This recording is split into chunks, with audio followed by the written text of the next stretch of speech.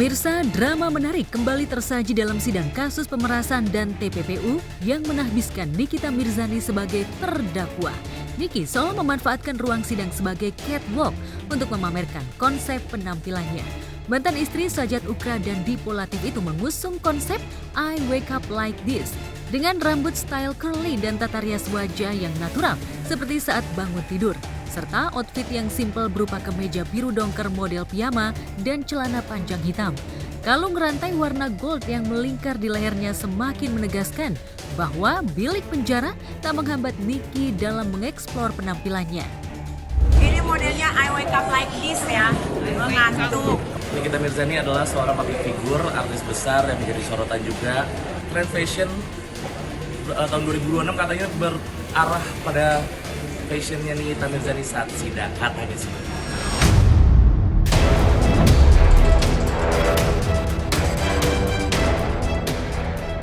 Namun penampilan elegan Niki lagi-lagi tidak seelegan attitude-nya di ruang sidang. Saat JPU membacakan replik, Niki izin ke toilet seolah sengaja tak mau mendengarkan replik JPU yang berisi penolakan terhadap pledoinya. Seperti sudah diduga oleh Niki, JPU menolak semua poin dalam pledoinya. Niki sempat menuding JPU dan polisi bermain kotor karena diduga disuap Reza Gladys hingga ia hanya berharap pada majelis hakim sebagai pemutus perkara.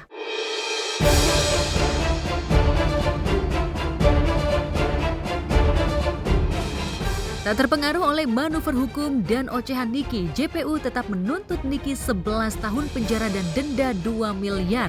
Sia-sia saja Niki mengaku review negatif skincare Reza Gladys yang dilakukannya adalah untuk mengedukasi masyarakat. Karena ibu 3 anak itu tidak punya kapabilitas untuk mereview produk kosmetik. JPU justru melihat adanya mensria atau niat jahat rencana dari Nikita untuk memeras Reza Gladys lewat modus operandi review negatif skincare seperti modus yang diterapkan pada pengusaha Melvina Husyanti. JPU juga memiliki bukti digital bahwa Niki sengaja cari ribut di media sosial untuk mendapatkan cuan.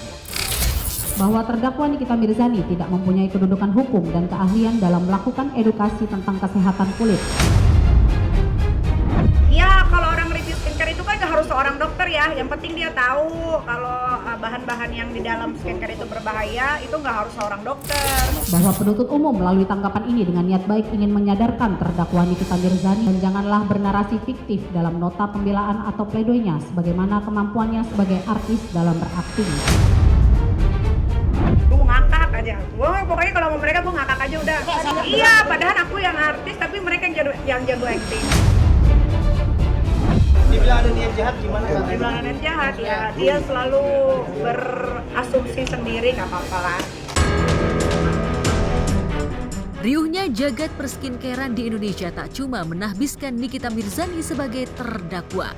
Reza Gladys yang melaporkan Niki pun terancam menjadi tersangka atas laporan dari korban skincare-nya.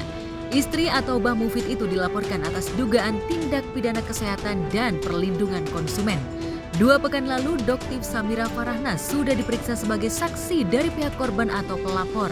Nikita Mirzani pun siap menjadi saksi untuk menguatkan laporan pelapor.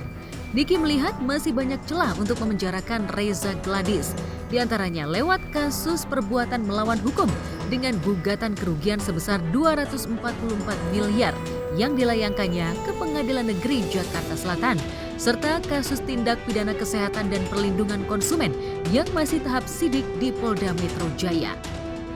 Ya, Doktiv tidak melaporkan DRG, tapi pemeriksaan DRG ini diperlukan sekali agar kasus pelaporan Doktiv ke SS dan kawan-kawan ini segera berjalan.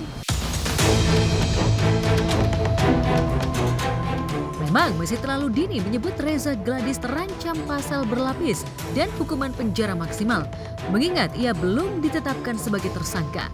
Demikian pula aksi saling lapor antara Doktiv Samira versus Dr. Richard Lee yang masih tahap sidik di Polda Metro Jaya dan Polres Jakarta Selatan. Yang pasti kasus mafia skincare yang kini tengah ramai seolah terbelah menjadi 2 kubu. Kubu Nikita Mirzani yang disebut geng pemeras berkedok review negatif yang beranggotakan Doktiv Samira, Dr. Oki Pratama dan Ismail Marzuki asisten Niki. Sedangkan kubu Reza Gladys digawangi pula oleh Dr. Richard Lee, Sheila Saukia, Melvina Husyanti, dan Fitri Salhuteru. Belakangan, Sheila Saukia yang juga dilaporkan Doktiv Samira ke polisi atas dugaan perampasan kemerdekaan dituding terancam bangkrut hingga mengobrol produk kosmetiknya di e-commerce maupun jualan live di TikTok. Itu udah 10.000 plus terjual, ini brand baru. Oke, 5, 4, 3, 2, 1. Lantas apa kata Nikita Mirzani setelah melihat Sheila Saukia, salah satu saksi dari pihak Reza Gladys yang menyudutkannya di sidang kasus pemerasan dan TPPU mengobrol skincare-nya bak kacang goreng. Ngabisin yang mau expired aja kali, udah nggak laku spesialnya. Udah nggak layak artinya mau.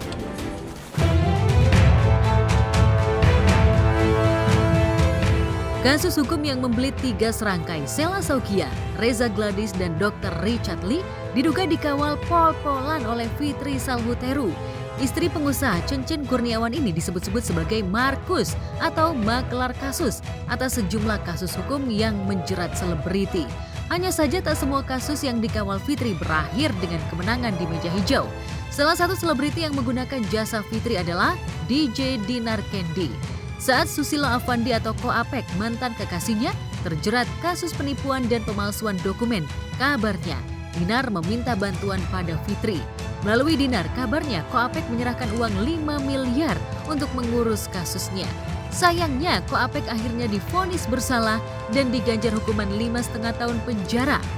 Koapek meminta Dinar untuk menagih uang yang sudah diserahkannya pada Fitri. Pernah nggak saudari Fitri Salhuteru meminjam duit atau mungkin hutang sama saudari saksi? Pada 2013 bulan Maret itu memang ada, kita tuh Bu Fitri waktu itu meminjam 5 miliar, cuma sudah dikembalikan 2,5. Itu kenapa beritanya pinjaman itu pinjaman si Apek, makanya di transferan itu beritanya pinjaman, itu bukan pinjaman saya, pinjaman si Apek ke ibu itu. Makanya karena titip transferan ke saya karena harus ambil cash, saya juga bodoh selalu bantu-bantu orang. Coba kalau begitu mah diemin. Ya saya memang makelar kasus. Makanya saya kenalin lawyer-lawyer yang pinter, yang bisa membela teman-teman saya yang punya masalah, ya termasuk si Dinar ini. Tapi masalahnya di dalam perjalanannya itu diganti sama dia malah minta balik. Nah itu namanya apa buat yang begitu, Mr. G? Udah bayar orang tapi diminta balik. Nah akhirnya makelar kasusnya yang gantiin uangnya. Yang teranyar, Fitri juga menggelar sayembara untuk membuktikan Nikita Mirzani asal jeplak dan memfitnahnya. Saat Niki keluar-keluar punya foto dirinya bersama JPU Dona yang menuntut Niki 11 tahun penjara, Fitri sesumbar akan memberi hadiah 244 miliar bila ada yang menunjukkan foto dirinya bersama JPU Dona. JPU Dona, saya ada sayembara 244 miliar. Besarnya sama dengan tuntutan si terdakwa Nikita Mirzani ini kepada pelapor yang melaporkan dia. Kalau ada foto saya dengan yang terhormat JPU Ibu Dona, wah seru nih. Karena saya kenal pun tidak, ketemu juga nggak pernah. Ya JPU Dona tuh kasusnya banyak, Putri Manur juga ada kasus.